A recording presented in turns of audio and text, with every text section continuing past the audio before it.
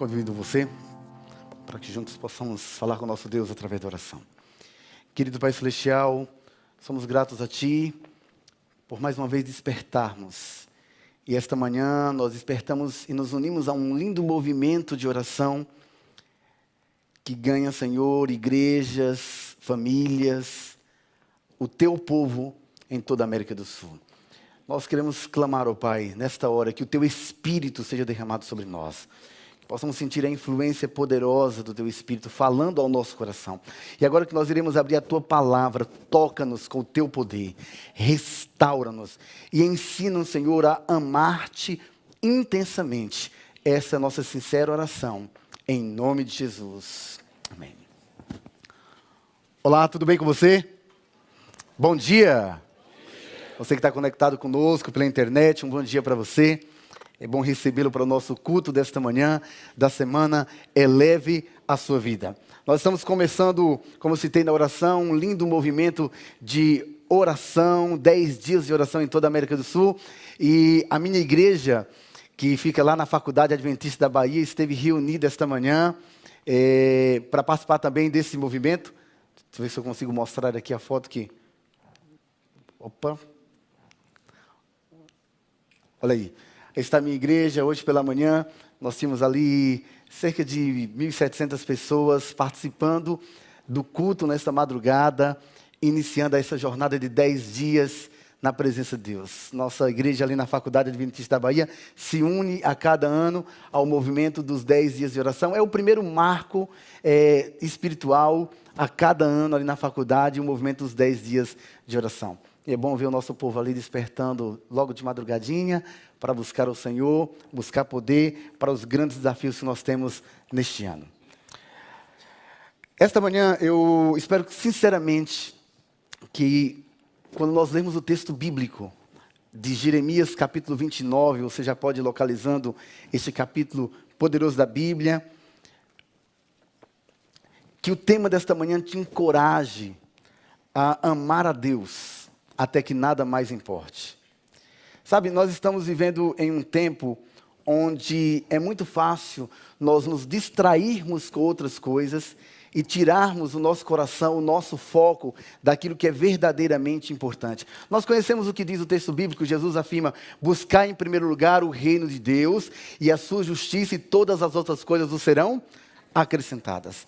Agora, a realidade é que buscar o reino de Deus de todo o coração, ter o reino de Deus como prioridade, ter a comunhão como o ponto principal da tua história, da tua agenda, é um grande desafio. E talvez as palavras que eu vou usar hoje pela manhã, elas incomodem um pouco alguns, especialmente aqueles que estão um pouco distraídos e que imaginam que a sua vida espiritual está confortável, que está tudo bem, que não precisam fazer mudanças significativas. Enquanto vocês estavam adorando, cantando, eu estava orando por vocês. Sabe, eu creio que Deus está levantando uma nova geração de crentes. Pessoas que apenas não vão à igreja ou trabalham para a igreja, mas uma geração apaixonada por Jesus, como os crentes da Bíblia. E eu oro para que isso aconteça em toda a América do Sul. Eu tenho orado para que isso aconteça na minha igreja, eu tenho orado para que isso aconteça na minha casa, eu tenho orado para que essa seja a realidade da minha vida. E eu creio que Deus está fazendo algo. Ele está movendo os nossos corações. Um movimento como esse, que desperta as pessoas de madrugada para ter contato com Deus, colocando primeiro Deus como prioridade, é sinal deste movimento que Deus está realizando para levantar essa geração de crentes comprometida, apaixonada e que vai preparar este mundo para o encontro com nosso Senhor e Salvador Jesus Cristo. Essa é a nossa crença principal. Nós cremos que Jesus virá outra vez. Quantos creem assim? Digam amém. Nós temos um brado que diz: Maranata. Essa é a nossa crença, essa é a nossa identidade, e nós precisamos deste poder para cumprirmos a nossa missão. O tema desta manhã, até que nada mais importe, mas eu quero falar sobre distração e o perigo da distração. Recentemente eu li um livro, e esse livro impactou profundamente a minha vida. O livro de Matt Jackson. O título seria em português: Distraído, a erosão da atenção e a iminente era das sombras. Neste livro ela tem uma frase que me impactou muito. O apagão ocasional é uma chatice, mas também uma dádiva. Não sei quantos de vocês acompanharam, mas o Nordeste do Brasil viveu um apagão no final do ano passado. Durante praticamente um dia inteiro, nós ficamos sem energia no Nordeste. As redes de celulares não funcionavam, nós não tínhamos energia para ligar os nossos aparelhos eletrônicos, as TVs foram desligadas e as famílias começaram a ir para a porta de casa conversar. E ali mesmo no campus da FADBA, eu comecei a andar pelas ruas da Vila dos Professores e eu comecei a encontrar professores brincando com os filhos na porta de casa. Alguns prepararam uma fogueira e acenderam a fogueira, estavam ali batendo papo, contando histórias. Alguns começaram a olhar para o céu e o céu estava lindo naquela noite.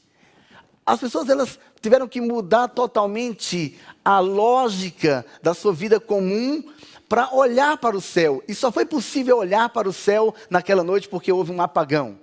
Se a energia tivesse permanecido ou voltado rapidamente, as pessoas teriam voltado rapidamente a sua atenção para os aparelhos eletrônicos, para a TV, para as suas atividades cotidianas. Mas o apagão durou muitas horas.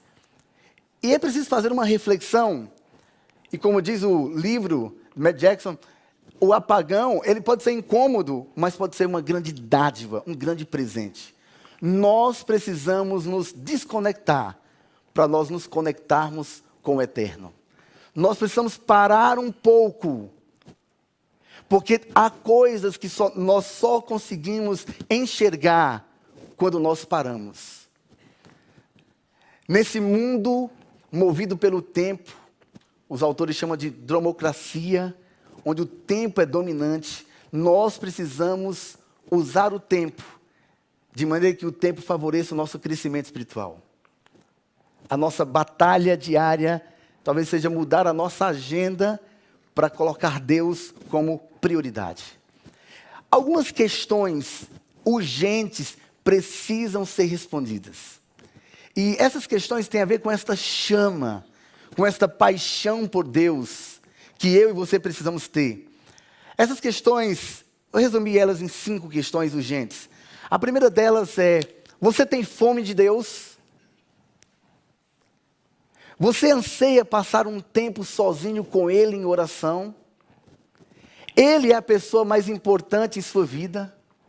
Ele preenche a sua alma como uma canção alegre? Ele está em seus lábios como um grito de louvor? Você precisa responder essas questões. Eu não vou convidar ninguém aqui à frente para vir dizer: sim, pastor, eu preciso ter mais fome de Deus. Você sabe qual é a tua luta espiritual? Quais são os teus desafios para se conectar com as coisas eternas, para tocar o infinito, para ir à presença de Deus? E eu não tenho dúvida alguma esta manhã que todos nós, em algum momento da vida, já fomos à presença de Deus. Já ouvimos Deus falar fortemente ao nosso coração. Possivelmente algum de nós fomos às lágrimas quando nós percebemos que estamos diante do Eterno. Ele falou poderosamente através de um texto da Bíblia, através de uma canção, ou num momento de contato com a natureza. Você percebeu claramente a presença de Deus. Mas o nosso problema não é não ter tido uma experiência, um encontro com Deus. Nós já tivemos um encontro com Deus. O problema é que nós voltamos de lá. E quando nós voltamos, nós nos desconectamos das coisas eternas. Sabe, por muito tempo eu ensinei para os meus jovens que o maior problema da vida espiritual eram as tentações. Mas há uma canção que as crianças cantam na escola sabatina que diz: quando a tentação bate ao coração, o que é que você diz? Não, nós somos treinados, preparados durante toda a nossa infância na escola sabatina para dizer não às tentações. Mas a nossa batalha de hoje, maior, talvez não sejam as tentações, mas as distrações. A não percepção do poder de Deus, da realidade espiritual. Deixa eu contar uma história para ilustrar isso. Eu estava começando o ministério, era acho que no 2º ano do ministério, e eu recebi uma ligação, do outro lado ali uma garota chamada Fabiana: pastor, eu preciso que você faça uma visita urgente a uma irmã chamada Irene. Eu falei, tudo bem, eu estou saindo agora para um treinamento no ENA. O ENA já estava desativado, mas tinha alguns treinamentos ali da associação. Eu estou indo para um treinamento no ENA. E eu voltarei no domingo à noite e na segunda pela manhã eu vou visitar a irmã. Ela falou, não, pastor, você não está entendendo. A irmã vai morrer esse final de semana. Você tem que ir agora. Eu falei, como assim? É isso mesmo, pastor. Olha, os médicos já desenganaram a irmã, já enviaram a irmã para casa, ela está respirando já bem fraquinho, suas forças são poucas. Os médicos falaram, leva para casa, deixa ela descansar perto da família, perto dos filhos, ter uma despedida com eles. Pastor, você tem que vir hoje. Era sexta-feira, final da manhã. E eu sabia que eu não podia ir para Belém de Maria sem fazer aquela visita. Não dava nem para voltar, porque lá não pegava celular nenhum. Não sei como é que está Belém de Maria hoje, mas não pegava nenhum sinal de celular em Belém de Maria. E eu fui fazer a visita à irmã Irene. E eu cheguei na casa da irmã Irene, o irmão João me recebeu. Falei, bom dia, irmão João. Bom dia, estou tudo bem? Ah, pastor, não está nada bem.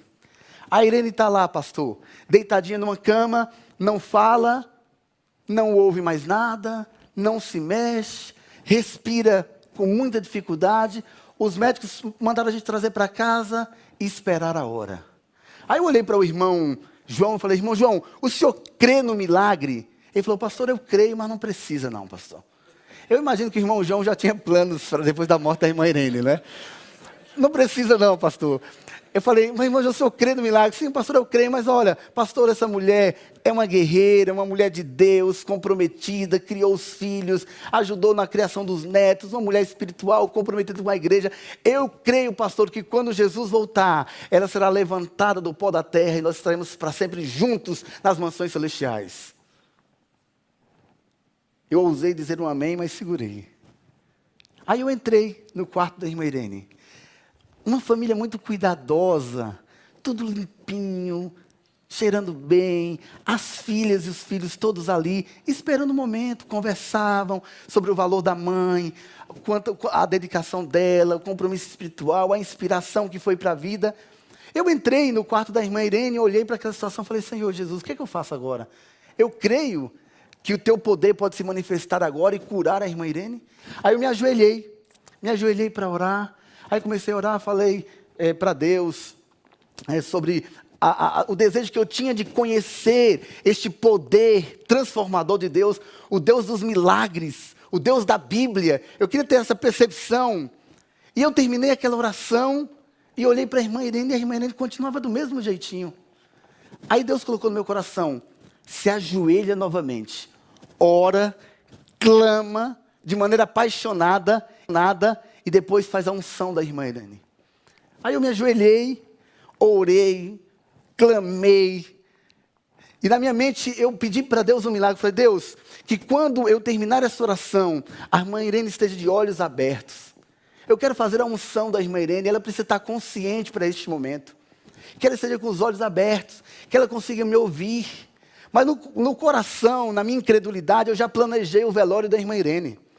Eu pensei assim, eu vou levantar da oração, ela vai estar de olhos abertos, ela vai me ouvir, eu vou fazer a unção da irmã Irene, ela vai entregar-se a Deus mais uma vez, de maneira completa, e no velório da irmã Irene eu vou dizer, olha irmãos, eu estive lá e tal, e eu orei com a irmã Irene, e ela tomou a decisão dela de entregar o coração a Jesus, ela descansou no Senhor, e quando o Senhor vier em poder e grande glória, o Senhor a ressuscitará. E a igreja ia dizer o quê? Amém. Quando eu levantei da oração, a irmã Irene estava com os dois olhos abertos assim para mim. Irmã Irene?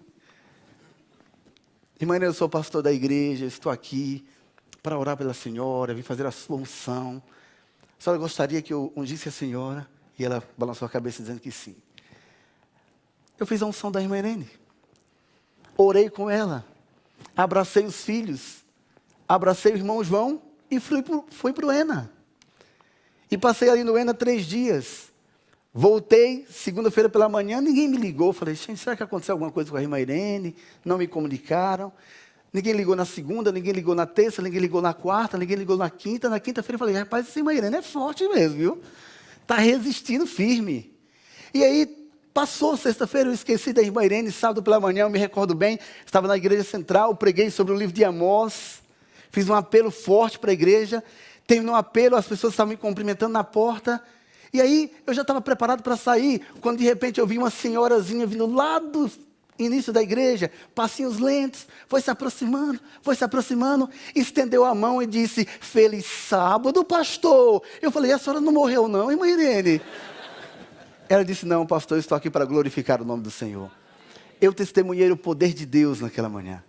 Sabe, amigos, essa talvez seja a experiência mais forte que eu tenha tido até hoje sobre os milagres de Deus. Mas eu visitei um professor chamado Wellington Gil, um doutor, uma das mentes mais incríveis desta igreja. Ele voltou depois de um período de intercâmbio na Itália. Ele tinha um câncer de pele. E o câncer dele evoluiu e ele estava em metástase. Nós o levamos para o hospital. Eu o visitei em casa antes de colocarmos ele na ambulância e levarmos para o hospital. E eu o visitei no hospital. E eu orei com a mesma paixão pelo professor Wellington Gil que eu orei pela irmã Irene. Eu falei praticamente as mesmas palavras. Eu ungi o professor Wellington. E quando eu terminei de ter aquele momento com o professor Wellington, ele me disse: "Pastor, o milagre não é a cura. O milagre é a submissão." O professor Wellington descansou alguns dias depois. Sabe, algumas vezes Deus realiza um milagre. Outras vezes Deus apenas acalma o coração. Isso é possível perceber a realidade de Deus e a mão de Deus conduzindo as coisas quando eu estou conectado com Ele. Mas nós estamos tão distraídos que nós não estamos mais percebendo a realidade espiritual. A distração é um problema. 2 doutores de Princeton decidiram realizar uma experiência sobre distração com os seus alunos. E esse relato está no livro O Ponto de Desequilíbrio, né? O Ponto da Virada, do Malcolm Gladwell. Ele conta que os 2 professores, eles fizeram um exercício com seus alunos, pediram para que os alunos escrevessem um texto sobre o bom samaritano. E esses psicólogos decidiram conduzir esse estudo, inspiraram-se na parábola do bom samaritano. Então, cada seminarista recebeu a tarefa de preparar um discurso sobre o bom samaritano. E ele disse o seguinte: "Olha, vocês prepararam o discurso, vocês irão agora apresentar no prédio vizinho." Então, entre um prédio e o outro, haviam alguns caminhos que eles deveriam percorrer, e ele colocou algumas pessoas ali caídas, nos becos, gente cabisbaixa, de olhos fechados, tossindo, gemendo. E o objetivo era descobrir quais dos alunos que participou da dinâmica sobre o bom samaritano perceberia estas pessoas sofredoras no caminho e parariam para ajudar. E é incrível que os alunos passaram por cima daqueles sofredores na estrada e não pararam. Eles estavam apressados demais para o seu compromisso de apresentar o que haviam aprendido sobre a parábola do bom samaritano e não pararam para ajudar aqueles que estavam no caminho. A única coisa que realmente importava para eles era a urgência de sua tarefa. Eles não tinham mais, eles não percebiam mais a realidade espiritual daqueles que eles tinham estudado. E algumas vezes nós estamos tão distraídos, algumas vezes, que nós não percebemos mais a realidade espiritual. Veja, a distração não é pecado, mas é um grande perigo. As distrações consomem o tempo, a sua energia e o seu interesse pelas coisas espirituais. E muitas vezes nós nos distraímos com as coisas boas. Tem coisas que são boas em si mesmas, mas elas podem ser mortais, como substitutos de Deus para a nossa alma. Sabe o que o inimigo tem feito? Ele vem com a distração, interrompe a nossa comunhão e nos vence com as suas tentações. Vem com a distração, interrompe a comunhão e nos vence com a tentação. As distrações são certamente o maior inimigo da nossa geração. Vamos ver o que diz Isaías 29. Porque Jeremias 29 nos convida a refletir sobre essa paixão por Deus, sobre esta busca de Deus. Eu gosto também do Salmo 84, quando ele diz que o pardal, a corça, ele está falando sobre esse anseio, esse desejo. Eles encontraram sentido, encontraram lugar, e nós encontramos os altares. Fala sobre o encontro com Deus, mas vamos a Jeremias 29. Gostaria que você acompanhasse comigo a leitura a partir do verso 11. Eu é que sei que pensamentos tenho a vosso respeito, diz o Senhor. Pensamentos de paz e não de mal, para vos dar o fim que desejais. Então me invocareis, passareis a orar a mim, e eu vos ouvirei. Buscar-me-eis e me achareis, quando me buscares de todo o vosso coração. Serei achado, verso 14, de vós, diz o Senhor, e farei mudar a vossa sorte. Eu irei congregar todas as nações e de todos os lugares para onde vos lancei, diz o Senhor, e tornarei a trazer-vos ao lugar de onde vos mandei para o exílio. Aqui está uma linda promessa para o povo de Israel, mas é uma promessa para mim, é uma promessa para você também. O que Deus está querendo dizer, olha, você precisa me buscar, e buscar de todo o coração. Sabe, esse texto nos ensina algumas verdades espirituais muito profundas. A primeira delas é que não há uma importância apenas na busca, mas o texto diz, buscar-me-eis e me achareis quando me buscares de todo o vosso coração, de todo. O texto está falando sobre intensidade. Não fala apenas de amar a Deus, mas amar a Deus de todo o coração, buscá-lo com tudo que é em nós. Deus precisa se tornar o nosso tudo. Nós precisamos ter uma verdadeira obsessão pelo conhecimento de quem Deus é, para encontrá-lo, para conhecê-lo. Esse é o significado verdadeiro de amar a Jesus. Sabe, eu quero ilustrar essa verdade com esta corda. Essa corda, ela pode ser uma ilustração perfeita do que é a nossa vida. Pense na sua vida agora. Nós vivemos quanto tempo neste mundo? A nossa expectativa de vida, 70, 80 anos. Parece bem quem vive 70, 80 anos, né? Os meus avós viveram até os 94 anos. Parece uma vida boa, 94 anos é uma boa vida. Pense nesses 80, 90 anos, 100 anos, nesta parte azul da corda. Nós passamos uma vida inteira neste mundo pensando nesta parte da corda. Aí nós nos concentramos, nós colocamos a nossa agenda nas prioridades: trabalho, família, diversão, entretenimento, prazer, poder. Nós passamos muito tempo pensando nesta parte da corda, na vida que temos, nos anos que temos, no dia de amanhã, nas contas que nós temos para pagar, nos problemas que os nossos filhos estão enfrentando, na realização profissional, na conquista de alguns sonhos para a vida, e nós concentramos a nossa preocupação e o nosso coração em 80, 90 anos. E deixamos de lado toda a eternidade. Não parece lógico? Não parece de maneira alguma sábia fazer assim? Estamos preocupados demais com as coisas terrenas e deixando de lado aquilo que é eterno. Eu gosto da frase de C.S. Lewis: aquilo que não tem valor eterno é eternamente inútil.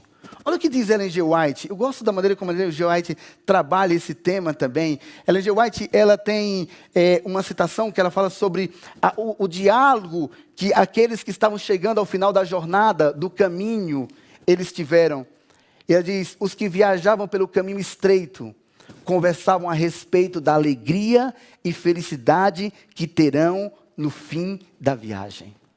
O foco daqueles que estão no caminho estreito não é os 80, 90 anos vividos aqui, mas a alegria do final da viagem.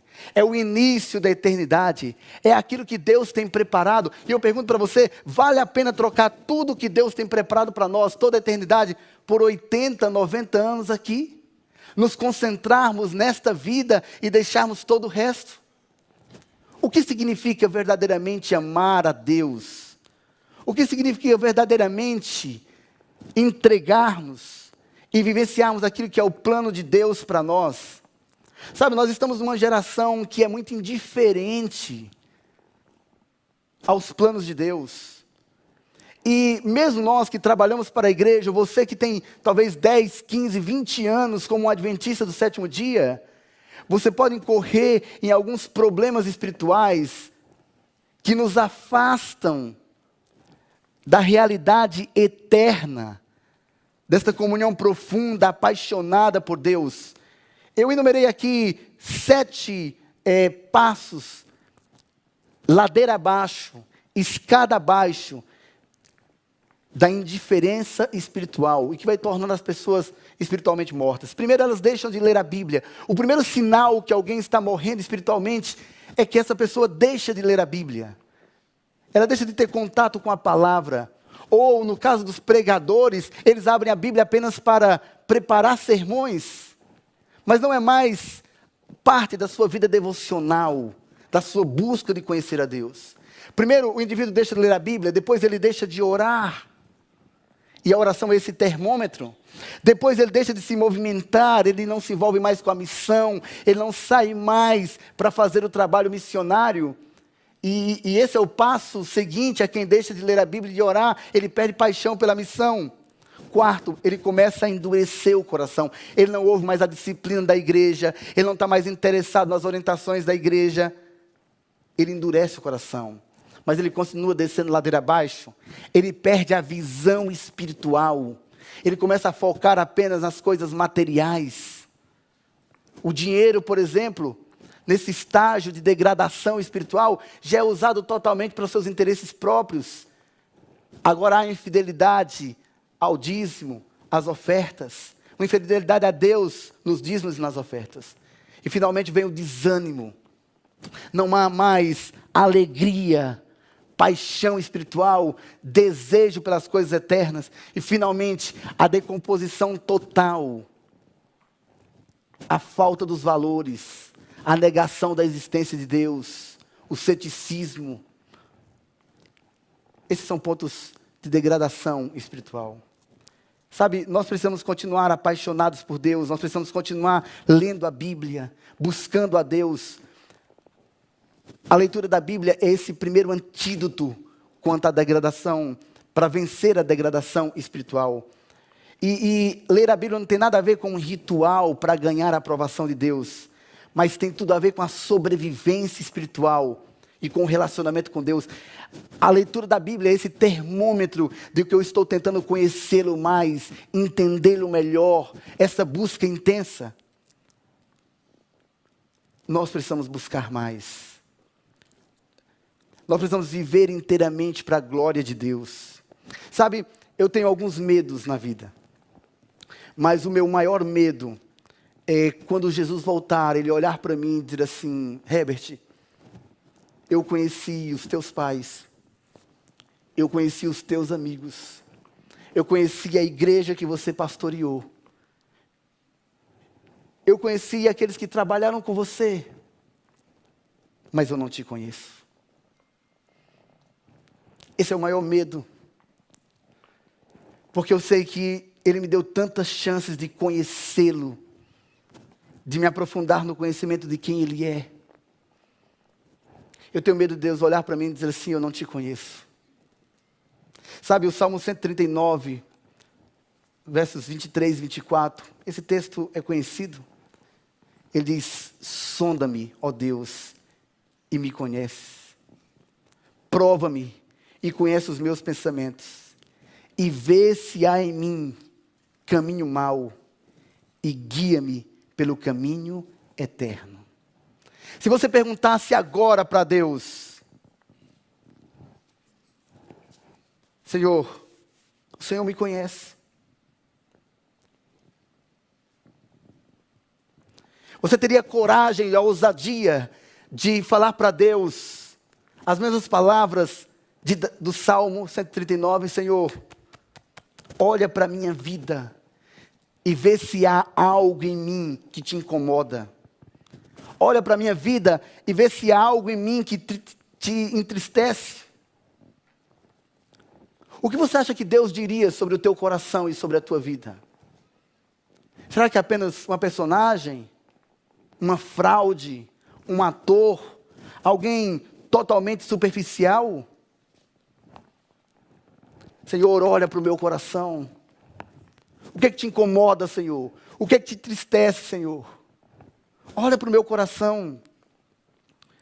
Sabe, Deus precisa ser o nosso tesouro. Se Deus é nosso tesouro, nós vamos ganhar tudo.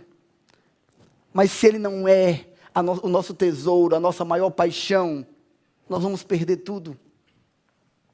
Nós precisamos buscar a Deus de maneira apaixonada. Nós precisamos buscar a Deus até que nada mais importe. Ele precisa ser a nossa maior paixão. Eu quero terminar com uma história de uma garota. E essa história, ela exemplifica bem que apenas a performance não é importante.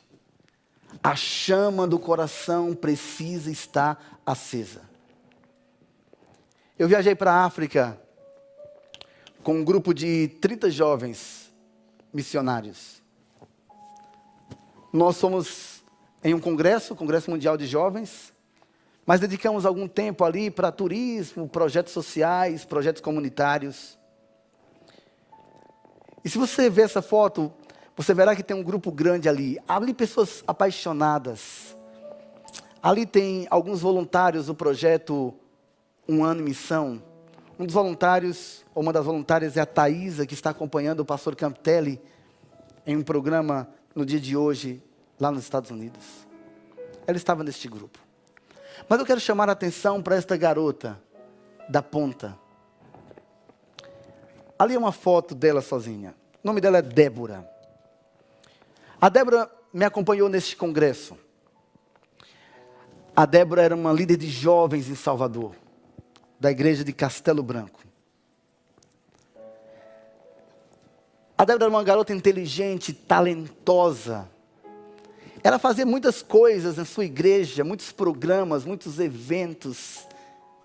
Ela era muito dinâmica, ela liderava a Missão Caleb, ela mobilizava os jovens. Sabe aquela garota encantadora, apaixonada? A Débora viajou comigo para a África. Uma das noites, quando o congresso terminou, que nós retornamos para a universidade onde nós estávamos hospedados, eu encontrei a Débora sentada no degrau da escadaria. Os olhos dela estavam amarelados, ela chorava muito. Eu sentei do ladinho dela e perguntei: está tudo bem com você? Ela falou: não, pastor, não estou bem. Eu falei: está muito frio, né? Ela falou: pastor, está muito frio. Ela tinha um problema sério de saúde. Mas sentada ali do lado da Débora, eu comecei a conversar com ela. Ela falou: pastor, mas tem uma coisa que está me incomodando. Eu ainda não dei tudo de mim para Deus. Eu falei: como assim, Débora? Você é uma garota dedicada, apaixonada. Ela falou: pastor, eu passei o dia todo conversando com gente que veio de vários lugares da África para esse congresso. Em um desses momentos eu estava com ela, nós tínhamos um garoto ali. A comida não era muito boa, mas ele comia como se fosse a comida mais saborosa que ele tivesse comendo, já tivesse comido na vida. Ele tinha comido na quinta-feira, era domingo, a última refeição dele tinha sido na quinta. Eles viajaram dias para chegar até o congresso, na África do Sul. O dinheiro acabou na estrada. E ele falou para a gente a multidão de jovens que ele estava liderando em seu país. E ele falou de maneira apaixonada. A entrega total.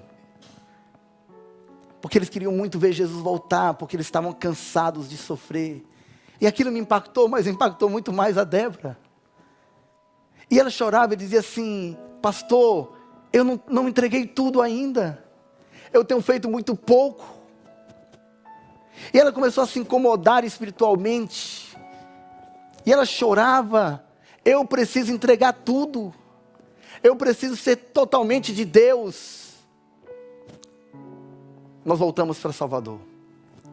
A Débora voltou para a sua igreja. Algumas semanas depois, a Débora me convidou para uma vigília jovem. Havia uma multidão. As pessoas foram ali para ouvir os pastores convidados, mas é que eles tinham sentido no discurso da Débora uma paixão por Deus intensa. Ela voltou apaixonada, ela voltou vibrando, ela transpirava desejo pela eternidade. E aqueles jovens foram para aquela vigília, uma igreja linda, uma multidão, os jovens cantando, ela testemunhou, ela organizou os jovens para o Caleb. Havia muita paixão no coração daquela garota por Deus. Ela tinha convicção que precisava entregar tudo. Algumas semanas depois, a Débora foi internada no hospital da Bahia. Ela teve mais uma crise de saúde, crise na sua saúde. E o estado de saúde dela foi piorando. E as pessoas iam visitar a Débora no hospital. E ela chegava no hospital e a Débora começava a falar: como é que estão as coisas lá na igreja? Como é que está a missão Caleb? O que os jovens estão fazendo? Deixa eu gravar um vídeo aqui. Leva um vídeo meu para eles. Eu tenho orado. Me dá a lista das pessoas que estão estudando a Bíblia. Ela falava com paixão. Ela transpirava a eternidade. Os dias foram passando. A saúde da Débora foi definhando ainda mais. Eu me recordo, eu estava na cidade de Eunápolis, eu recebi uma ligação. E me avisaram que a Débora havia descansado. O velório daquela garota parou Salvador. Entre o congresso na África e a morte da Débora foram poucos meses. Mas em poucos meses, ela apaixonou uma geração. Ela transpirou paixão por Deus. Ela entregou tudo.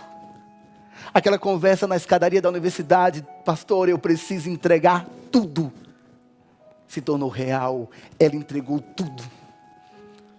Alguns estavam comigo na supermissão em Salvador. E viram quando eu trouxe os pais da Débora ali, e a irmã, entreguei uma encomenda para eles. Porque a Débora, para mim, é um dos melhores exemplos de uma geração que Deus está levantando. Uma geração que não se deixou distrair. Que não fica distraída com as belezas, com os encantos do nosso tempo. Mas que busca a Deus de todo o coração. Sabe, o inimigo está armando várias arapucas. Ele precisa apenas que você se distraia, para ele tirar você totalmente do foco, do caminho, e fazer com que você ande na direção contrária da vontade de Deus.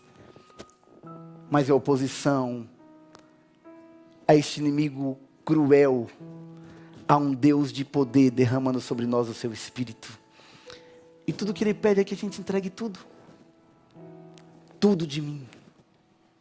Tudo de mim para Deus, todo o meu tempo, todos os meus talentos, toda a minha paixão.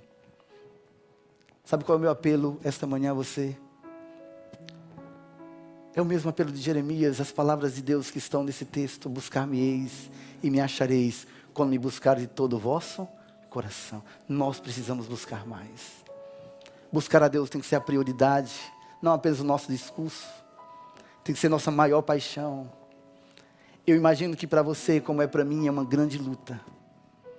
A gente batalha o tempo todo contra o celular. A gente batalha o tempo todo contra uma agenda louca. mas Deus precisa estar no centro. Ele precisa ser nossa prioridade, nossa maior paixão. É a única maneira de nós sobrevivermos. Nós teremos uma canção agora. Essa canção, ela é uma oração. Porque ela fala desse desejo de entregar-se, de ser totalmente de Deus. Eu não vou convidar você a se levantar ou vir aqui à frente. Mas eu gostaria que aí onde você está, você e Deus, durante a canção, você faça a sua entrega total. Você pode dizer assim para Deus: Senhor Deus, eu estou entregando tudo de mim. Senhor, eu não quero ser apenas uma boa performance, palavras bonitas. Eu não quero apenas ser uma botija bonita. Eu quero estar preenchida do azeite, do poder, do Espírito. E que minha vida transborde amor e paixão pela eternidade. Ouça essa canção. E aonde você está, pela internet, sentado na frente do seu computador ou com o celular na mão, tome essa decisão de entregar tudo ao nosso Deus Todo-Poderoso.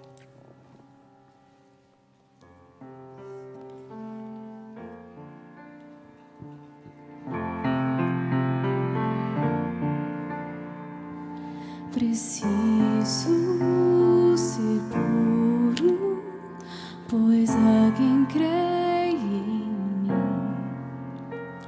Preciso ser justo, fiel até o fim. São tantos olhares tentando encontrar em meus próprios passos caminho pro lar. Preciso ser forte, pois muito há que enfrentar. Buscar de joelhos poder para andar. São tantos pesares e o mal a rodear, que nada no mundo desvie o meu olhar. Meus lábios são teus, são tuas as minhas mãos, meus pés onde queiras ali estarão, e que ao meu redor conheçam o Deus a quem sirvo, e saibam que vivo os meus dias inteiros pra ti. Meus sonhos te entreguei, meus bens, meu futuro, pra estar onde pedes, pra ser o que queres, pra ter o que deres, por seres meu Deus. Meus lábios são teus, são tuas as minhas mãos, meus pés onde queiras ali estarão, e que ao meu redor conheçam o Deus a quem sirvo, e saibam que vivo os meus dias inteiros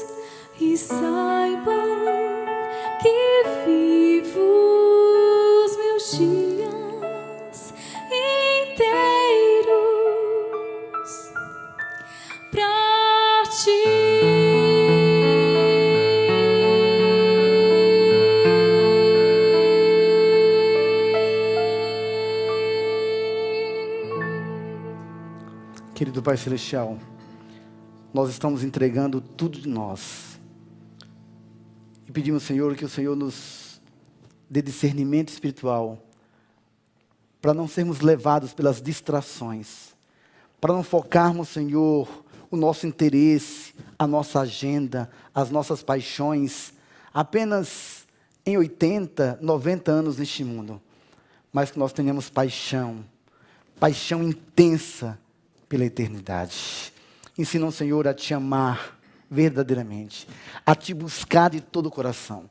Nós não queremos apenas ter uma boa performance, Senhor. Nós queremos que a chama esteja queimando, e queimando intensamente em nós. Nós não queremos apenas ser botijas vazias. Nós queremos que a nossa botija esteja cheia do Teu Espírito.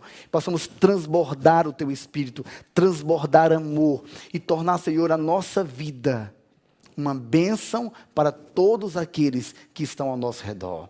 Aceita, Senhor, o nosso coração esta manhã. Transforma-nos e continua, Senhor, guiando a nossa vida. É o nosso clamor em nome de Jesus. Amém. Nós, neste momento, vamos continuar nesse movimento de oração. Seremos conduzidos, então, pelo nosso grupo. Bom dia a todos. Hoje nós começamos o nosso movimento dos 10 dias de oração, com a leitura, a reflexão e o tempo em oração. E uma coisa me chamou a atenção no texto.